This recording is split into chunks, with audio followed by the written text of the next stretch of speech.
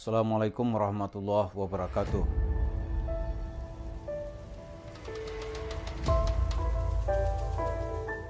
Para pemirsa, dengan membaca biografi politik tokoh-tokoh besar baik di negara kita maupun di berbagai tempat di dunia ini, kita akan mendapatkan pelajaran dan hikmah dari tokoh-tokoh tersebut. Tentu saja tokoh yang kita maksud ini tentu berbeda setelah Nabi Muhammad ya. Kalau Nabi Muhammad itu tentu saja kita sebut sebagai contoh yang paling sempurna. Tapi dalam kehidupan sehari-hari di sekitar kita juga banyak hikmah yang bisa kita ambil. Salah satu dari padanya itu adalah kisah bagaimana kebijakan menghadapi, kalau di tempat kita disebut dengan aliran sesat atau aliran sunsang, yang ditawarkan dalam salah satu artikelnya oleh Dr. Muhammad Natsir. Muhammad Natsir ini adalah penulis hebat.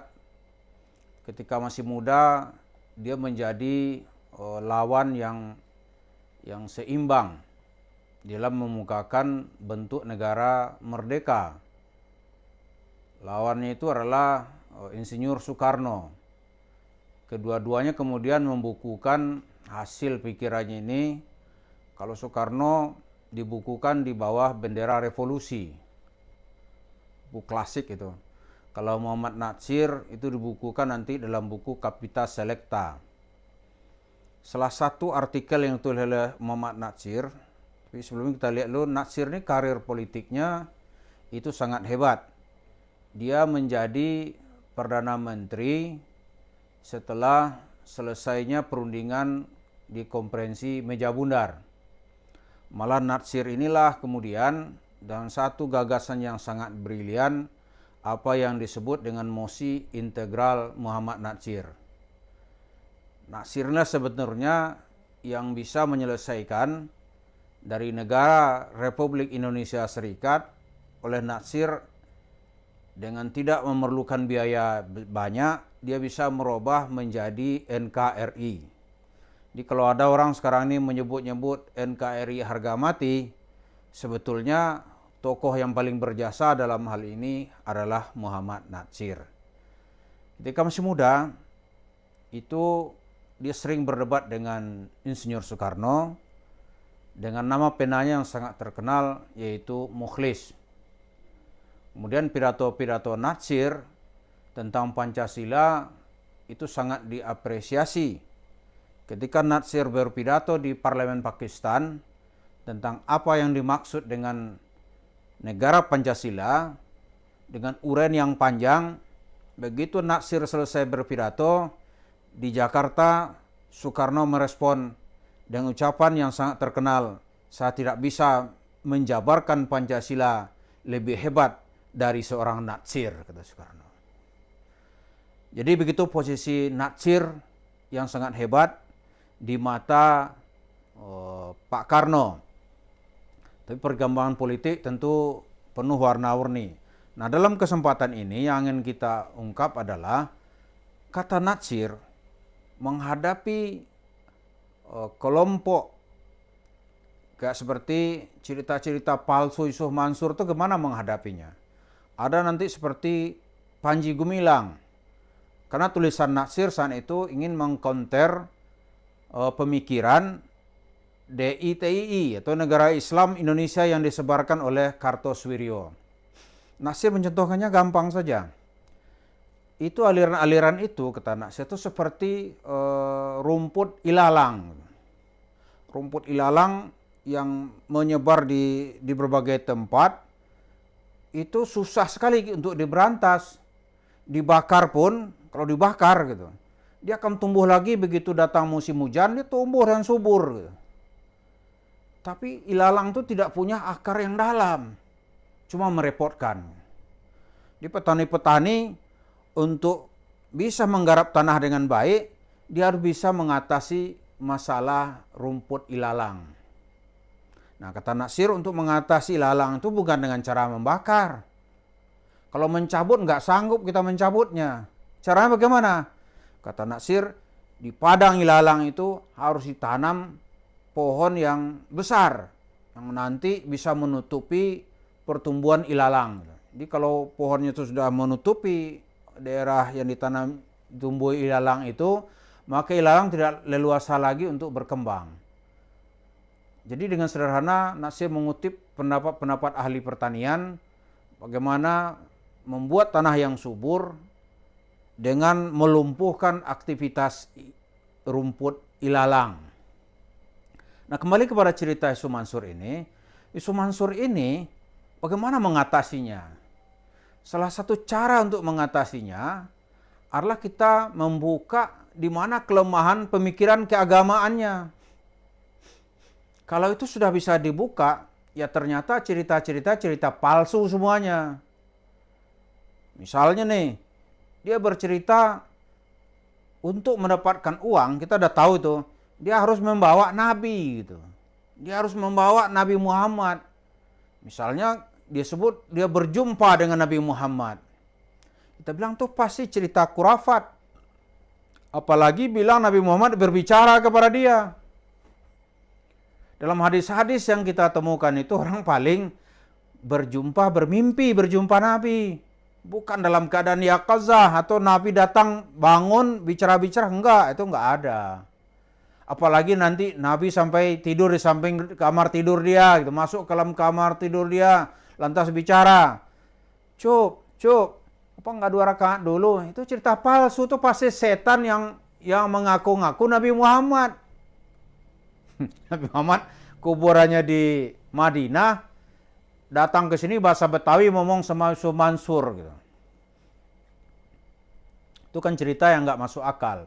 Nah, ini harus diungkap. Karena di balik cerita-cerita palsu inilah Yusuf Mansur mampu meraup uang masyarakat.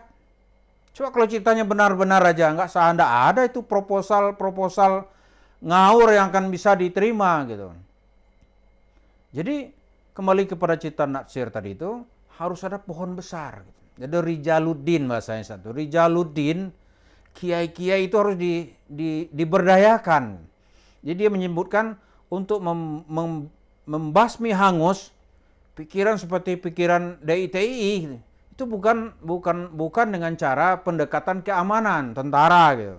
Tentara hanya untuk melokalisir supaya dia tidak menyebar. Tapi untuk membunuh ide-ide ini harus kiai yang kita berdayakan, kata Natsir. Harus ulama-ulama yang kita pegang. Karena itu dia sepanjang sejarah dia nanti itu pasti di sekitar Natsir itu ada tokoh-tokoh agamawan. Misalnya untuk menyebarkan pemahaman keislaman di ITB Bandung, gitu. Institut Teknologi Bandung. Itu dia bukan menyebarkan pamflet di situ, tapi dia taruh di sini murid dia atau teman dia, Kiai Rusyad Nurdin. Itu menjadi tokoh keislaman di ITB. Kemudian orang-orang inilah yang seperti inilah tiap daerah itu punya sahabat-sahabat atau orang-orang yang satu cita-cita dengan Muhammad Natsir. Dari situ terbangunlah kemudian satu semangat bersama.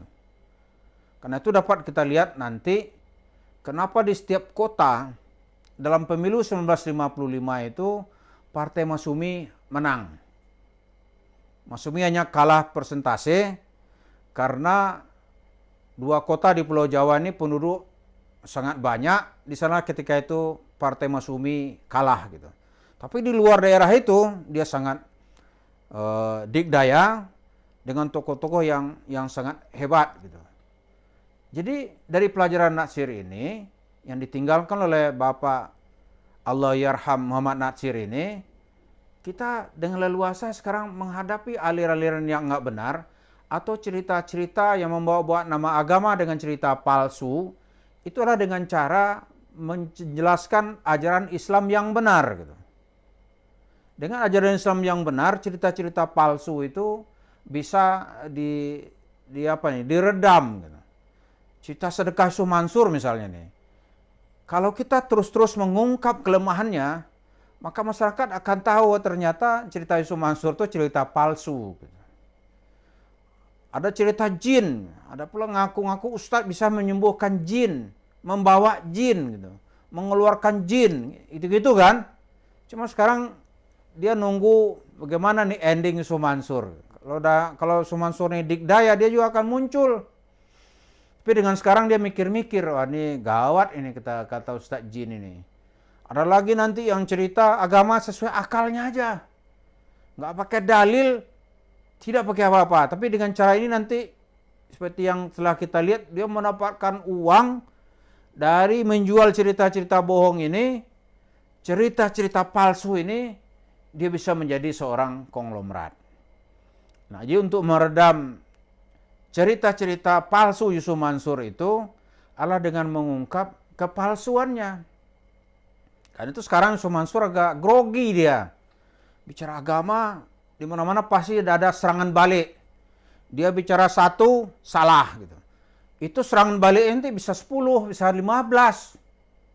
Jadi dia susah untuk membangun sisa-sisa kekuatannya karena serangan yang terus-menerus terjadi.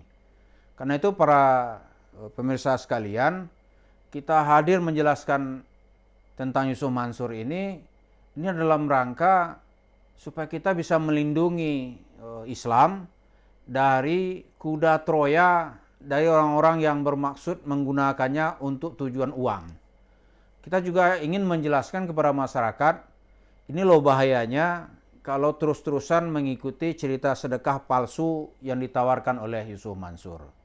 Mudah-mudahan dengan mengutip pendapat Bapak Muhammad Natsir ini sebagai tokoh besar di negara ini, dia juga sudah dikasih gelar pahlawan nasional, kemudian buku-bukunya banyak yang sangat bermanfaat untuk kehidupan kita. Mudah-mudahan semua kita tercerahkan. Terima kasih. Assalamualaikum warahmatullahi wabarakatuh.